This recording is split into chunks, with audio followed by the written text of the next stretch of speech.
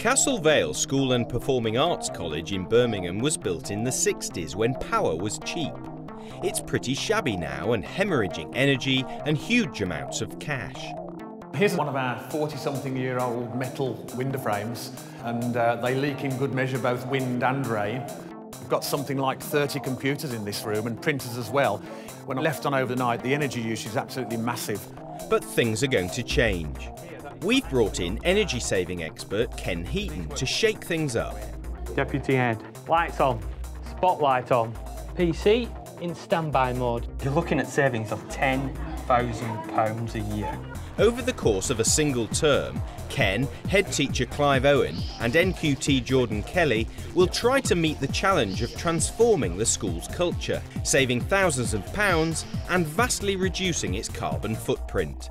Castle Vale is going green.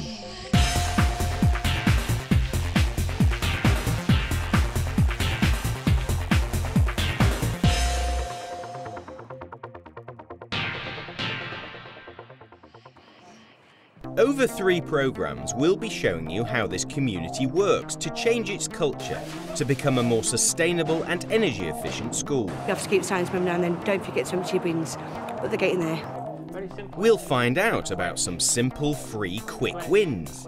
Simply switching off equipment can save a fortune. That's off and the light are now off. And we'll see why simple solutions can still be difficult in practice. I was hoping you were going to tell me that you'd implemented weekly meter readings 3 weeks ago after I left, so I'm a little bit disappointed there. So stand by for some genuine insights on what it takes for a school to start going green. North Birmingham's Castle Vale estate has had a major facelift over the last 12 years. £300 million was spent replacing tower blocks with new housing. And more recently, its secondary school has got a new head teacher. 2 years ago, Clive Owen arrived on a mission to raise academic standards. Until now, sustainability has not been high on his agenda. We're at a point where we can start to be a little bit more expansive about the kind of things we might like to try. And a number of children have come to us recently with ideas about recycling and being a bit greener. But in truth, we're really not very far on the actual green agenda. And it's something that is in the school improvement plan, something we'd like to do to be more energy efficient, to be more organised about those kind of issues. So we're really quite excited by the idea of the project and moving forward to become a greener, more energy efficient school. The lighting we've got in the corridors here, they're not energy saving in any way whatsoever, and they're often left on until 10 o'clock at night. We've still got in this particular toilet the old-fashioned taps, and there's often get a waste of water, they're often left on. And the heating system wastes a lot of money too. But site manager Martin Field can do very little about it. The heating system is very old and it's not zoned. The heating's either on or off. Having seen the fantastic boilers that we've got, the other end of the system is these radiators, old cast iron, very inefficient, and no valves for any temperature control. Here's one of about 15 or so air conditioning machines we've got in the school now. Our problem is, when I'm leaving school of a night time, we often find a number of them just left on, and I have to go round and press the buttons and turn them off. Here's one of our more bizarre issues regarding energy conservation. Up in the roof there, when you look, is our heating pipes. And it's clearly a big issue. It's very cold in here. The heating doesn't have any impact whatsoever. What we can do about it, I've no idea, but a very strange 1960s building. Picking up on our challenge to get greener by Christmas is NQT Jordan Kelly. He's volunteered to lead the school's drive towards sustainability, a brave move in his first full year of teaching science. He's a man who's passionate about the environment and the contributions schools can make. When I came to Castle Vale, I noticed that no paper was recycled from classrooms, which shocked me a bit because there's a huge amount of waste. Jordan set up a green team to get colleagues motivated and involved as soon as possible. It meets for the first time just before half-term. Welcome to our first Green Team meeting. The main idea is to get every single kid in the school in some way interested and involved. And if that means that they just turn up and do a tiny little bit, that would be great. I think it's really important that from an educational point of view that they do as much of the research and the writing to people as much as possible. The new Key Stage 4 science curriculum has a lot of I mean, we've written our own schemes of work, but part of what we wrote for physics was kids going home and auditing their own energy use at home and looking at where wastage occurs, such as leaving things on standby, so switching off, how often their lights are left on, windows left open when not necessary. So it ties into that really neatly as well. I mean, involving it in the curriculum it'd be really great, because whatever projects we undertake, we want that sustainability, so that it's not just a flash in the pan for a year or two where we're green. It actually carries on year after year after year. There are lots of simple things that we can do and aim for, such as switching lights off, recycling paper, but I'm hoping we can come up with some really unique ideas using the pupils to help us, because they have got some great ideas. If his plan's going to work, Jordan knows that it will all depend on his students' enthusiasm and environmental awareness. You walk up the stairs, you see paper all over the stairs. It's like, how hard would it be to hold it until you get into a classroom and put it into a bin? The teachers go into the rooms, turn the lights on, go out and lock the doors so no one can turn the lights off again. Miss Cooney, she left the light on the other day, so I told her off it. If everybody tries, if they see paper and they put it into a bin, or they, they see a light on and they turn it off, it could work. Meet Ken Heaton, energy-saving expert. We brought Ken in to identify where the school was wasting energy and losing money. He's barely said hello before he's on Clive Owen's case about saving electricity. What you should be doing is that. Your monitor's still on, your base unit's still on, your program's still on, but you've just saved 65 watts there. Just that little button there. That's all it is. Every piece of equipment that we can turn off and save £5, it's £5 to you and your school to spend on books or whatever you want. And on top of that, we're saving CO2 emissions being released to the atmosphere. That's fantastic. Yeah. Clive, you are the key to this. You have to really be a shining example. Yeah. You have to be not only a green champion, you have to be a green master guardian. Ken works for a national support services company and looks after the entire property portfolio of the probation service. He's got more than 20 years' experience in energy management, and he's saved his clients millions of pounds. What my plan of action is today is to carry out an energy audit of the school, and I'm just going to treat it like any other business. Because once we start, this isn't going to stop. Energy management's here to stay, and it's the future. We have to get it right, and we will. That's fantastic. I mean, have we got some examples that we can give the students of, perhaps in maths or geography or whatever, of the kind of savings we can expect to make from turning off computers or lights and what it might save the school? Yeah. Later today, I'll do a presentation and I'll tell them some quick wins on how much they can save, both in money terms, and I'll convert that into carbon dioxide emissions, into kilograms, into tonnes, and I'll explain what a tonne of carbon dioxide is, but I'll put it into language that the children can understand. The green audit starts at the bursar's office. Ken isn't happy to find Lorraine Dowes makes her own tea. Do we not have communal tea and coffee making facilities on this floor? It just would be nice to actually get away from actually having kettles in the offices, and we all have one central point. Yes, you're because right. kettles use an awful lot of energy. That's right. We obviously have heating problems because we've got an electric heater here. We don't use it. You don't use it? No. OK. If you don't use it and that radiator is adequate to heat the room, we actually remove it from the office. Because having it here is just going to encourage people to actually use it. It's a temptation. Wow! Look at the savings in here. Look at it, classic. Large empty room, all the lights on. Lots of natural daylighting from the windows. Nobody here. Oh, there we go. I'm happy with that because now we have saved 1, 2, 3, 4, 5, 6, 7, 8, 9, 10, 11, 12, 13, 14, 15, 16, 17, 18, 19, 20, 21. All we need to do is we ensure that we mark up the switches with some coloured dots here to ensure that when there's no activity, they switch the lights off, and we will save somewhere in the region of £200 a year just by doing that one action. Simple. I'm also a great believer in promoting best practice. This is best practice. Natural daylight round the edges with the windows and the lights off. This is excellent. Castle Vale's redevelopment has transformed a run-down housing estate. Some of the new houses were built with solar panels. Renewable energy and high levels of insulation are a big contrast to the 60s technology at the school. Local people had a big say in the new estate, and Jordan Kelly tapped into the expertise of the Community Environment Trust. Project leader Alicia Gran Cristobal takes him to a secondary school who've just installed a solar panel system. It would be nice to have something innovative at the school. I mean, I'm sure most of the kids wouldn't have seen too many solar panels around. It's not like they're everywhere at the moment.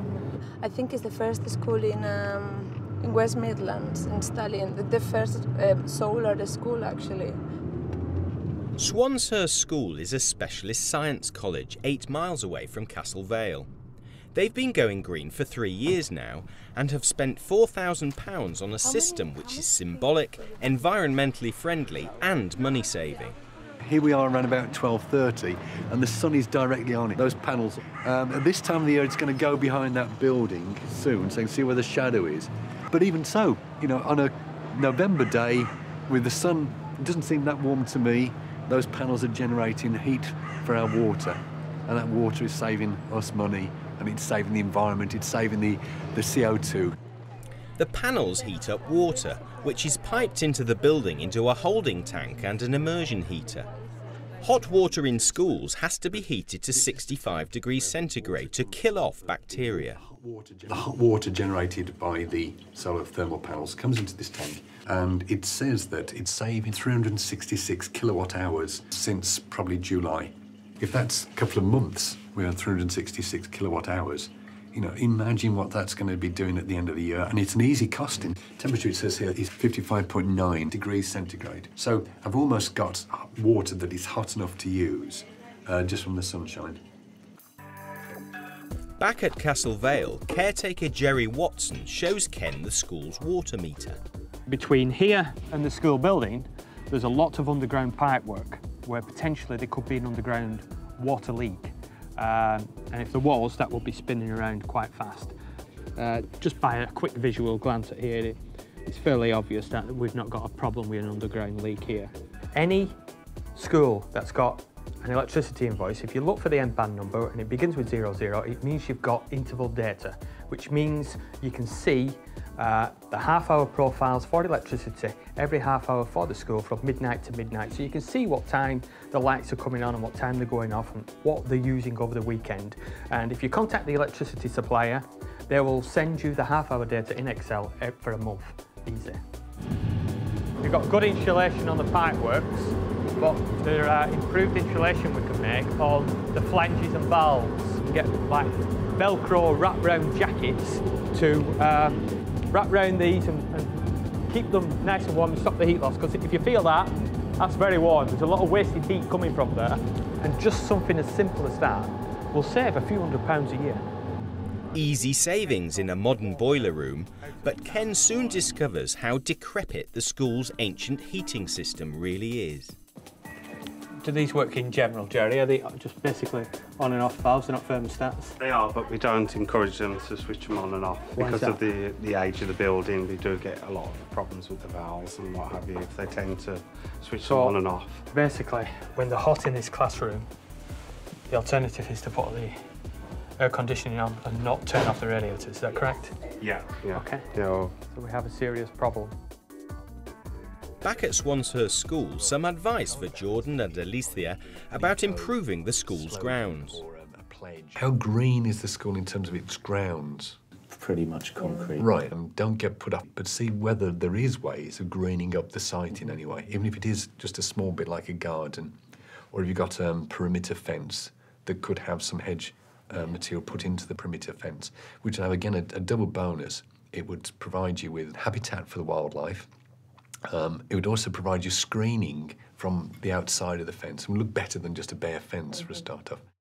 Today's meeting was so helpful, just to see how another school have done it from the start, from the stage that we are at. That's where they were about 3 years ago. We're going in the right direction and we're doing things in the right order. It's really, really comforting and encouraging to see that. It's lunchtime now. Good opportunity to do a snapshot of what's going on in the classrooms during the lunchtime. And we'll see what energy saving measures we can find in here. We're looking for a slight dip, which will reflect shutting down lights, PCs, equipment in school classrooms over the lunchtime period. Mr. Bennett. Deputy Head. Deputy Head. Lights on. Spotlight on. PC in standby mode. You can tell just by the little orange light there. And the lights, we've got 1, 2, 3, 4, 5, 6, 7, 8 times 4. Another PC monitor in standby mode. That's in standby mode as well. All these little bits add up. Mr. Bennett is in trouble. Look at them all! Every single PC, you can see the flashing green light on the screen. You can see the red illuminated mouse. Everything is on standby instead of actually being completely off. Very simply, just flick switch, flick switch, flick switch. Energy savings in the bag. The nice monitor here that is not actually on standby, it's actually on screensaver. And there's this misconception that screensavers save energy. Wrong. In a lot of instances, screensavers increase energy consumption. Do not leave PCs on screensaver. Castle Vale has more than 400 PCs, so there's huge scope for saving money. Assuming 50% of the PCs are left in screensaver, and we take them off screensaver and just turn them off, out of normal operational hours within the school, you're looking at savings of £10,000 a year. Incredible. 10 grand is a big return for very little investment. But for Castle Vale, going green's not just about saving money. It's about engaging pupils in a process that aims to transform attitudes and practice right through the school. So meet 4 new members of the Green Team, 2 boys and 2 girls from years 9 and 10. Their role is to be figureheads representing 800 students. Ken's got plenty for them to get their teeth into. If we implement the right procedures and policies and disciplines within the school, we can save £10,000. That's approximately 28 tonnes of carbon dioxide. Picture 28 hot air balloons in the sky.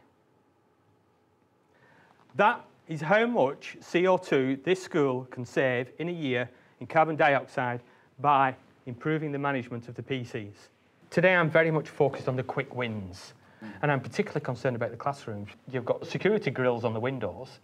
You can't really get to the radiators, you can't really turn the radiators off, and now we're having to turn on air conditioning to cool the room down, so we're heating the room and we're cooling the room, and it's costing us energy to get rid of energy, and it's crazy. It's exactly like you said, the radiator's on full blast, the aircon's going and they can't get the window open. Those grills you talked about, we've got those open this afternoon. Turn the aircon off, turn the radiator off and open the window. Wonderful! Getting back to your quick hits, if we put the responsibility for lights and computers and PCs in your hands in the classroom, and that you are the ones who tell your teachers when they are doing bad for the environment and bad for the school and bad for, the cost of running the place, it'll make us switch the things off. And go around maybe with some posters and stickers saying, "We caught you." Let's name and shame. Yeah, we could name and shame the teachers, which would be good. But I think the pupils that are in charge of it, who are doing well, should get prizes. Absolutely. And that was Amanda's idea, which was really good. It happens when I'm at home. If my little brother sees that I do something and I get something for it, he'll want to do it just because he's going to get something. Absolutely. There's a lot to do, and you can't do it all at once, and you mustn't do it all at once, because you're all very busy people, and we've got to face it, and we've got to plan it, and we've got to target it, and we've got to be successful at this. Ken is encouraged by the school's honesty and commitment. After a long day, he sums up his feelings. They've been very open, they've been very frank. They could have hidden some of the things today from me. They could have put on a show, so to speak, but they didn't. They showed me all as it was. And now we've drawn a line in the sand. We said, right, OK, now we know where we were. We know what we've got to do. Now is the time to change, and hopefully over the next 2 or 3 months, we can show progress graphically on what we've saved.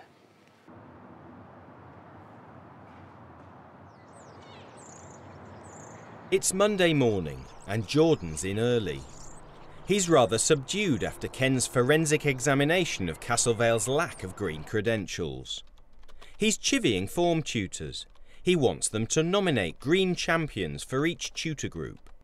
Most teachers are interested in getting this done. Unfortunately, there are a handful who really don't see the environment as an issue and aren't particularly interested in it.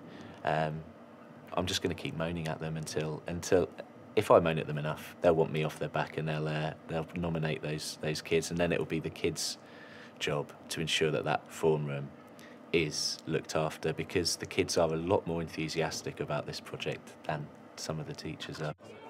Staff briefing and Clive Owen spreading the message. He's trying to live up to the role of Green Master Guardian. First of all, just a quick message about the things we're doing around energy conservation and whatever. Just to let you know that we've got somebody coming out today to see what we can do about sighting a paper skip, because I know it's now piling up in your classrooms and in various places around the school. And just to warn you again that the Year 10s who are going around with their clipboards regarding checking up on you regarding monitors and lights in rooms will be around. As you know, we had the energy survey last week, and with Ken Heaton of Mighty, and he's putting together some sort of idea for us for how much we can save by switching off lights and checking monitors and computers are off. But in the meantime, when you move away from your monitor, if you can make sure you do switch it off, if you're going out of your room for more than a moment or two, actually switch off your lights. It'll make a dramatic difference in terms of our recycling and energy use. Thank you very much. A local paper recycling firm has agreed to provide the school with a skip, and the local council will pay for its collection. But it needs to be sited in the right place. It'll have to go next to the school's main waste skip. If you could get the council vehicle to pull his forward to the front of the bay, and then when our vehicle comes to deliver, we'll slot it in behind. And then whenever we come to empty, our drivers will have to move your bin out of the way, put it down, empty ours, and then put this one back again. I think that's probably the only way we're going to work it. Only paper goes into this container. One thing you won't be able to do is collect it in a black sack and throw it into our bin. Because the paper will go direct to the paper mill in the truck, and it'll be tipped directly there, and they'll use it straight away. There won't be any sorting, so we can't have plastic bags or anything like that. So we've got to make sure that we do that effectively. That's right, yeah. So Jordan Kelly's got the paper recycling underway, and Ken's initial feedback after his green audit produces some exciting facts and figures. Momentum is building. I think our next week is really about what can we do about getting the skip active, so they can actually start each day bringing paper down, getting it in there, so they start to see that building up and filling. And then alongside that, ask them maybe to work on switching off lights and putting computers, monitors off, those kind of issues, which is, I mean, according to Ken, is going to make a massive difference in terms of savings. Just the lights, the computers, and a tiny bit on printers and stuff is over £9,000 a year. You're talking pretty well at an admin level, half a member of staff there. And if that means we can bring a member of staff in and buy those savings or invest in computers or whatever it might be, it's well worth doing, massively worth doing. That's just the quick hits. Obviously, we're going to have the Green Champions as a reminder soon. Still waiting for a few form tutors to get back in touch, but I'm sending out moany emails. Fierce reminders now, Jordan. It's really important we get those, because we want to keep the impetus going. I think those 2 green champions in each form will make a big difference, because they're going to be kids who are passionate about it. And unfortunately, there's some forms have had their green champions for 2 weeks now, and they're just sitting there doing nothing whilst we wait for the rest of the guys to nominate theirs.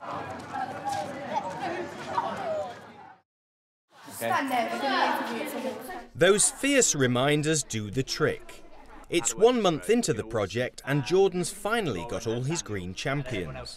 Time to brief them on their new roles and responsibilities. Now I'm going to introduce you to these guys.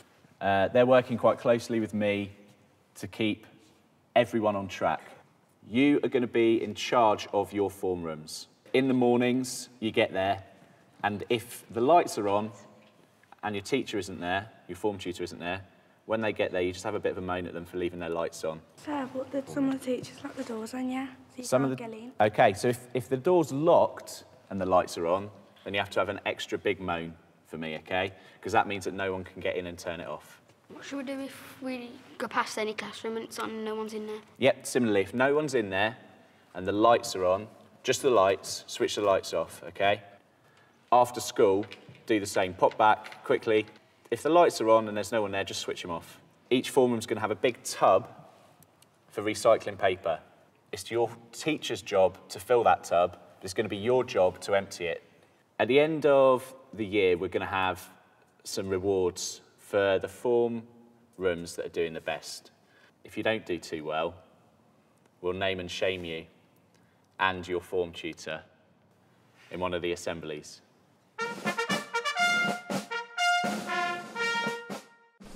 Jordan's Green Army is on the march.